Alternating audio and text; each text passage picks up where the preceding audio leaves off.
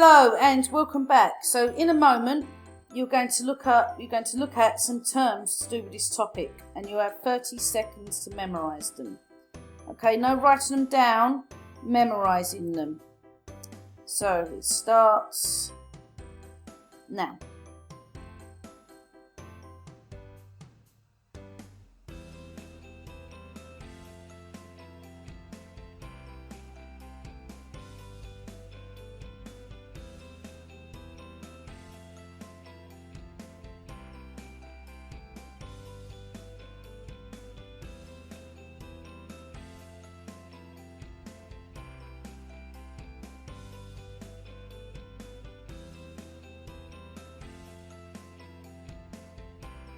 Right, so what I want you to do now is I'd like you to pause this video, write down as many of the terms that you can remember, and write a sentence about each term. So pause this video now. Okay, welcome back. So here were the terms: laptop, supercomputer, embedded, netbook, mainframe, tablet, smartphone, and personal computer. So if you like, what I'd like you to do is pick one of those terms, and underneath this video here on YouTube, write down a sentence that you've written about that term. Okay, well done. Right, so today we're on lesson 4. We're going to look at types of computers, and you're going to identify each different type of computer and their uses, and then you're going to identify a type of computer for a specific user. Okay, so now there are many different types of computers, and they're all around us. So if you think of the computers that you use, so for example, the computers that I've got in front of me right now is I've got my beloved laptop, which I love.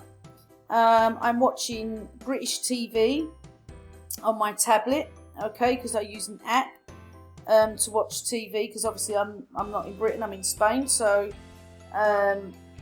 and I've also got my smartphone, which I use to make phone calls, and particularly as I'm in isolation now, I use it for video calling, social media, Twitter, Facebook, Instagram, checking my subscribers on YouTube. I use it for so many things, as well as phoning my family and phoning my friends. Okay, so those are 3 computers that I can think of just there sitting in front of me. So today, computers are in everyday life, and we use more than one. So as we always say, there's always many different theories about computers. Okay, so, for example, I was told that desktops would become obsolete because they'll be replaced by laptops. And then there was a theory where the laptops will become obsolete and they'll be replaced by tablets. But what's happened is the desktops are still around. They're still in classrooms, they're still in offices. They might not be in a home so much anymore because the amount of room they take up, and the fact that they're not mobile. So people have got laptops in the home. And tablets have become part and parcel of people's everyday lives, that they use for entertainment more than anything. Some schools completely replaced laptops with tablets, which was a mistake for many schools. But what's just happened is we've just had this accumulation of devices. So let's look at some different types of computers that are around us, but we don't always see them. Okay, so this is a supercomputer, and as you can see here, it's just a gigantic server. Okay, that's what it is. So they are the world's fastest and most expensive computer in the world. So you will not be able to have one yourself. They cost an absolute crazy amount of money, and they use so much cabling that false floors and false ceilings have been built in to basically bury the cabling. So they can cost basically over 100 million euros to build, and very few organisations can afford to purchase them. So that begs the question of, where are they? Okay, so while supercomputers are working, they generate so much heat that they need to be housed in specifically designed rooms. Okay, so these all got controls of air conditioning. Now, all servers need to be in an air-conditioned room because of the amount of heat that they generate.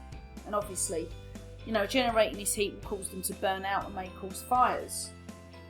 Okay, and it's vital that the atmosphere is obviously kept free of dust particles because they can catch light. And special filters are used to basically capture those particles of dust and, debris, whatever, to keep the environment clean. And as I said, they have many miles of cable which connects them to various peripherals. Okay, so that could be printers, anything that plugs into the computer. And obviously, they get other computers to connect to the supercomputer so they can use it. Okay, so where they're used? Well, they're used by the military, security services, weather offices, scientific research and pharmaceutical companies. Okay, so it's very, very likely. Obviously, we have a military base here in the Canary Islands. We have an airport and so on. So it's very likely there could be 1-2 supercomputers sitting right here in Gran Canaria. And obviously, we have a very small NASA station as well, which I don't know if that uses a supercomputer, but there's a possibility. Now, mainframe computers.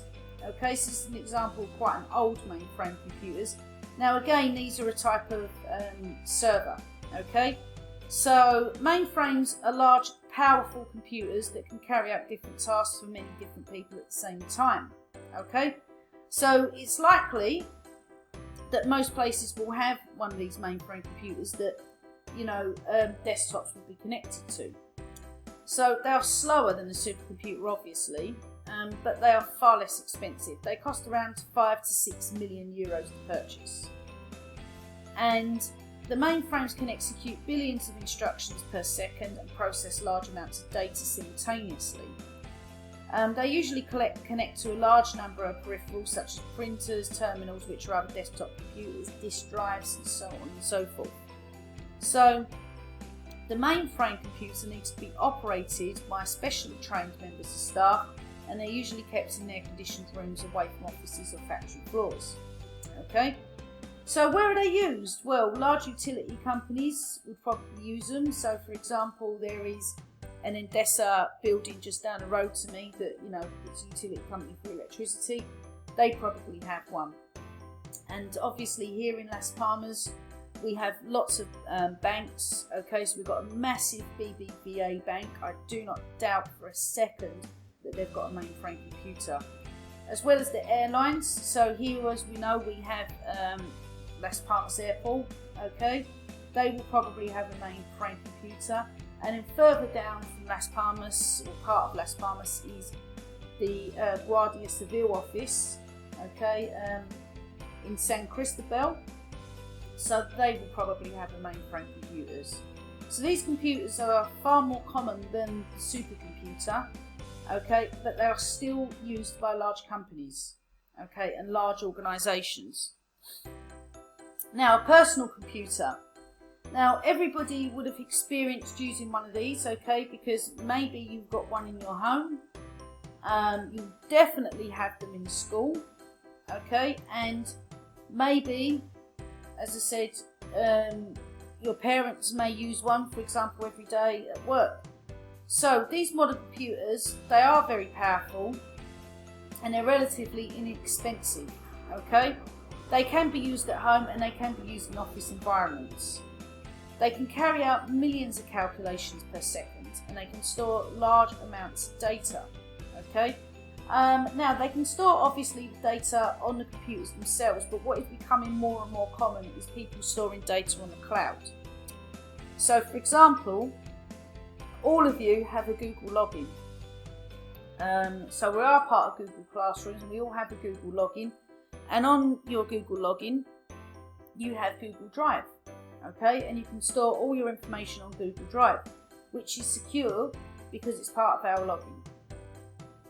Now, personal computers tend to be set up and left in one place, and they're not intended to be mobile or carried around with you. So they're very good in terms of that they're more than likely not going to get broken, they're not going to get, they're not going to get stolen. Now, one thing that I find with personal computers is that obviously They are, you know, half or maybe even less than half the price of a laptop. But they're far more robust. They last a lot longer. Me personally, I tend not to have a laptop for more than 5 years. I use my laptops every day. I use them for everything. Okay, and then after 5 years, they tend to get far slower. They become less reliable. Or like, for example, my last laptop, my hard drive completely died. Okay, then after that, the monitor died. So, the screen. So they can carry out various tasks that most computers can, such as playing music, playing videos, running games, graphic design, and they run applications. Now, these are used pretty much everywhere. Large utility companies, banks, schools, airlines, the police, domestic users at home. So these are all-round computers that can be used everywhere. Now, the next computer we're going to look at is the laptop. So a laptop is a portable computer which is mobile and small enough to carry around with you. They can be literally used on your lap or placed onto desks and tables. Most laptops, well, they have integrated keyboards, an integrated mouse and a monitor.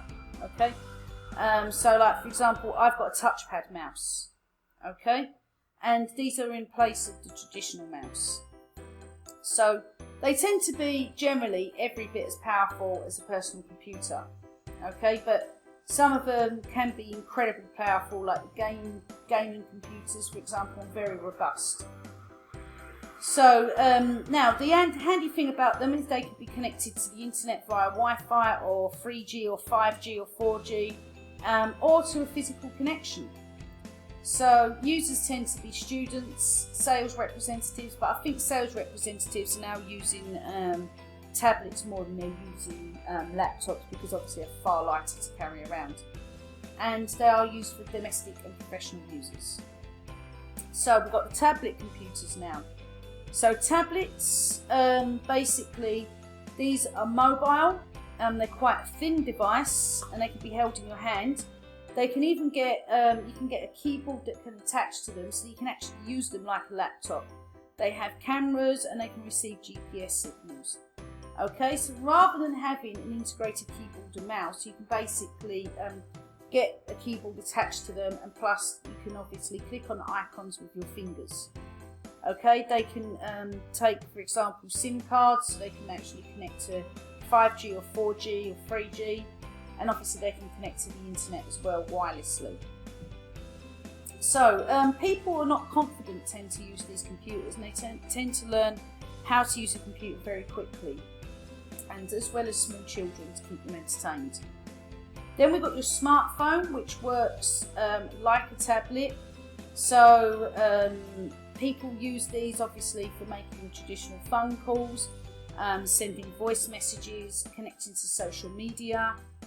You can use them as maps as well, so they've got extra sensors, so you can tilt the phone and then they can work out where you are, as well as listening to music and, you know, finding information about what's on, you know, your local area.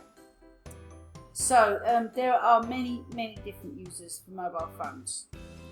Now finally, we've got embedded devices. Okay, so you're probably thinking, why is there a washing machine here? Well, various industries, various uses in the home and industries. Now, a washing machine and, you know, for example, a smart oven and so on, they have a small computer embedded in them that has a ROM, RAM and CPU.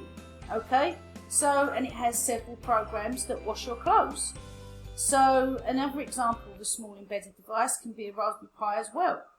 Okay, so telephones, TVs, cameras, smart ovens and washing machines are all computers, but we don't look at them as computers because they are embedded. Okay, right, now this is your task. So what I'd like you to do is to complete the task. So you're going to complete this worksheet here. Sorry, I've got about 30 seconds to show you. Okay, so this is the worksheet, so I want you to explain what each computer is, and then when you go down further, okay, you can explain which computer for who. Okay, your extension task is Jamie has bought a new smart TV and tablet. His cousin says you can wirelessly connect your TV and tablet. He's confused by this, can you explain? So for example, you can look into the Google Chrome wireless connector or the Amazon.